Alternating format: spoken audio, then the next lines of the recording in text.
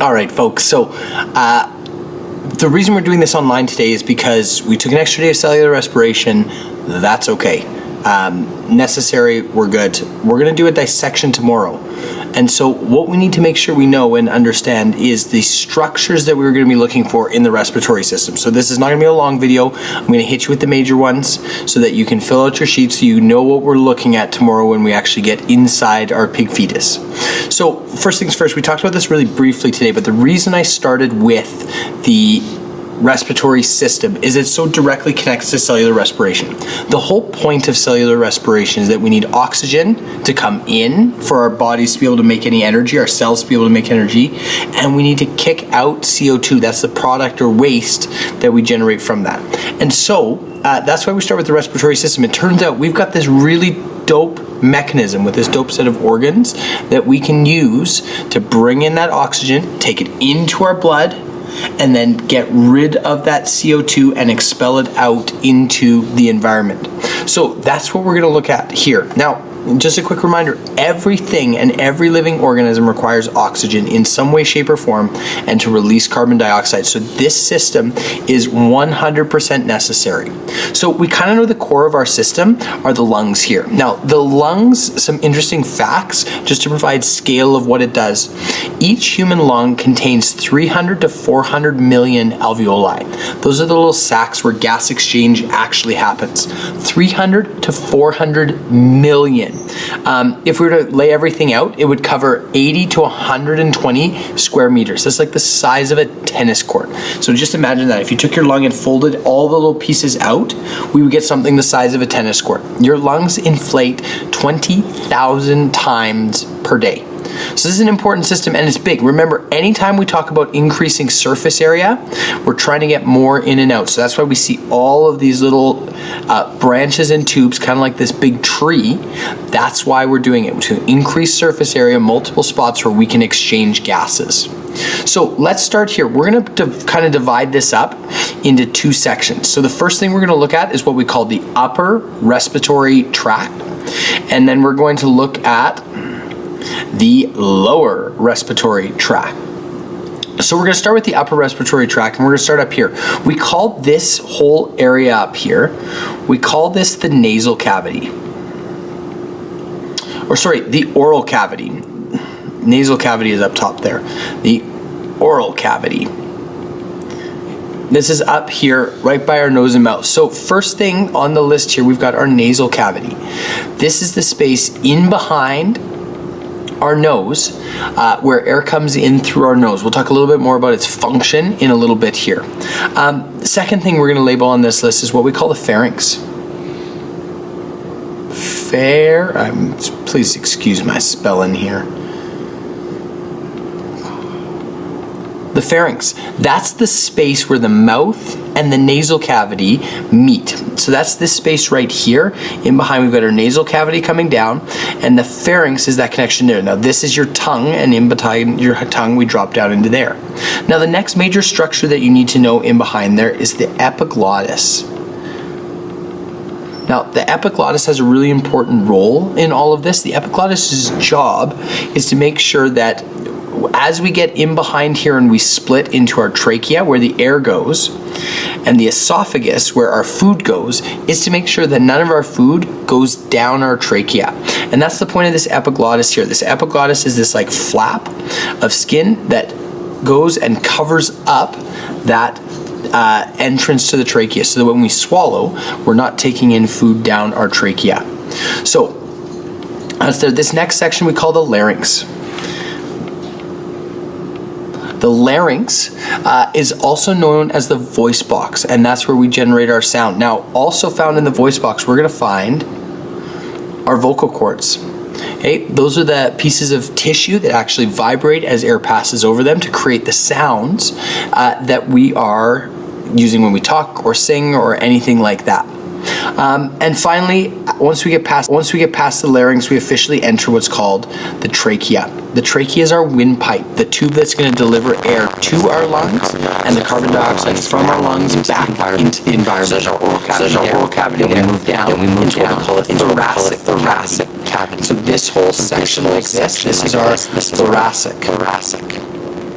cavity. And that thoracic cavity, or the abdominal cavity probably works too, but thoracic is probably better because it's a little higher up. We're going to start here with our trachea. Our trachea comes down, single tube, and what you'll notice, we saw this on the quails that we dissected, what you'll notice is that they've got these rings of cartilage around the outside. Those rings of cartilage are so that our trachea stays open. We never want our windpipe to collapse, and so that's why we've got those rings of cartilage. In fact, if you feel on your trachea, you might be able to feel those rings of cartilage that are helping keep your windpipe open. And so that's those guys there. Now, when we reach the bottom of our trachea, it splits in two directions, one going to each lung. So the first layer of split, so right here, as it splits towards left and right, those are called our bronchi. Okay, those bronchi then split off into all the little smaller sections. We call those bronchioles. I spelt that one wrong as well. Bronchioles. Okay, so bronchi at the first split into the lungs, bronchioles from there out. Our lungs are for the most part divided into sections, but at the very end, inside are at the end of the bronchioles, and we call those terminal bronchioles. We have our alveoli. Those are the air-filled sacs where we're going to be exchanging carbon dioxide and oxygen with our bloodstream. Now, at the bottom, we talked about this today. We have our diaphragm. Okay, at the bottom there, and all of that is encased inside. All of that's encased inside our ribs to keep everything safe and protected. Now, there's one more here that we're going to label here, and this is called the pleura. This is going to require a little bit of explanation. I'll have a slide here in a sec. But what we've got is we've got this ring of tissue that goes all the way around our lungs. And this pleura helps attach our lungs to our rib cage. Now, the reason for that is, and we would have talked about this today in mechanisms of breathing, is when our chest expands to increase the volume in the space, we need our lungs to go with it too. So that helps attach to our rib cage so that the volume is connected. As we increase the volume by expanding our chest cavity or pulling down on our diaphragm, it's going to go with it and increase that volume there. So there's our thoracic cavity there. Now, let's talk about some of the functions of there. I want you to just try right now at your desk. You're going to take a deep breath in, right through your nose. Ready? Go. Now, what's happening when you take that in is there's three things that are going on as we bring in air through our nasal cavity and into our body. The first thing that it's going to do, and in that section, is it's going to warm the air. It's going to take whatever the temperature of the air and it's going to try and warm it up. That's why you notice that on a really, really cold day, when you breathe in, it kind of burns a little bit. That's what the body's trying to do. It's trying to warm up that air as it comes in. The second thing it's going to do is it's going to try and moisten the air. It's going to add some moisture to the air so that we don't dry out the structures on our way down to our lungs. Okay, and finally, it's going to filter that inhaled air. We'll talk about this a little bit more detailed on Friday, but inside we've got all these little structures called cilia. And what those are trying to do is they're trying to pick off things like dust particles and things of that nature so that the air that makes it all the way down into our lungs is filtered and clean. So we try and minimize all the material that makes its way down into our lungs. So that's our nasal passage. You can put that down in the functions of your diagram. I suppose I should pause right here for a second and just make sure you understand what you're doing. Inside of the assignment, you're going to find this instruction video that you're watching, but you're also going to find these labels here. So what you're going to do is on these labels, you're going to put the name of the structure based on the label. So you're looking at A, here's A here. We're going to fill that in. And then here in the function, this is where you're going to put what it's for. Why do we need it? Why is it there? That's going to go right here. So that's our function. So you're going to fill that out on both our upper and lower respiratory tracts. Next, our pharynx is what separates the trachea from our esophagus. That's the area in the back of our throat that separates those two spaces. And the thing that protects us from not swallowing food is the epiglottis. Now, the epiglottis there is the cartilage flap that folds down over. I've got a great video I'll show you on Friday of an x-ray of it actually happening. You'll see the epiglottis actually swing shut as someone swallows to prevent food from going down the wrong way. And then obviously the larynx is our voice box. That's what contains our vocal cords. As we go down, our trachea, that's the main airway down, goes all the way down, splits off to the left and right lung. And our bronchioles are the smaller air passageways that go into our alveoli. Now, it's worth noting that alveoli is plural. Let me pull up that other slide here. Alveoli is plural, and the alveolus, it would be just a single one of those sacs.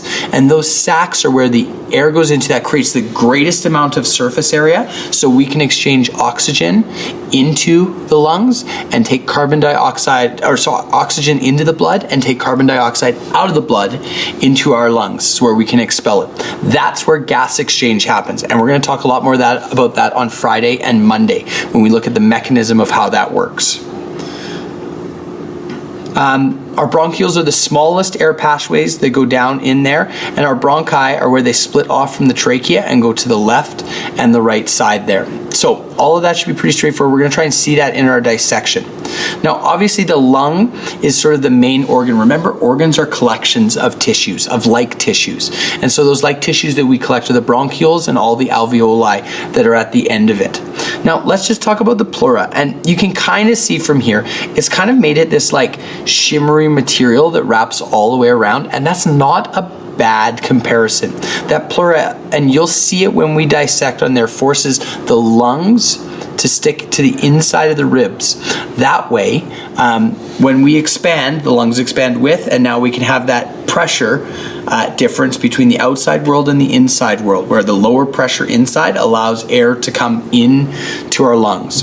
And that diaphragm is sort of the main sort of component of that. As that diaphragm contracts, we're going to see the volume of the thoracic cavity increase. So it kind of looks like this. If this was like our lung here, and this was our diaphragm in the normal space, and then we've got our trachea coming down into our lungs like this, something like that. When the diaphragm contracts, what we're going to get is the diaphragm's going to drop down like that, and that's going to increase the volume of that space. And then when it relaxes, it'll come back up to this spot here like that, and that decreases the volume, which increases the pressure inside, which forces air out of our lungs. So I think that's where we're going to end that today. This will give you enough to go through. So in here, in the assignment, you're going to fill out all of those blanks there. There is, if you don't want to listen to this whole video and go back and forth, there is one from lung.ca that gives an overview of all those structures and their functions. And finally, normally we would do like 10 stations to practice all of this. Instead, what I've given you here is an anatomy quiz game. So in that anatomy quiz game here, you press the play button, it'll give you a structure and ask you to identify it. And so it'll time you for it. The fastest person here did it in 5.4 seconds. So I'm a little confused how they did that. That's impressive as heck. But give that a try and see if you can identify all of those. Then make sure at the end of the assignment, when you're done everything, make sure to hit the turn in button. So that way when I walk up, I know exactly how many people did this particular assignment, so that we don't waste any time as we get into our dissection tomorrow. Have a great night. Shoot me a message on Teams if you need anything. See you guys tomorrow morning.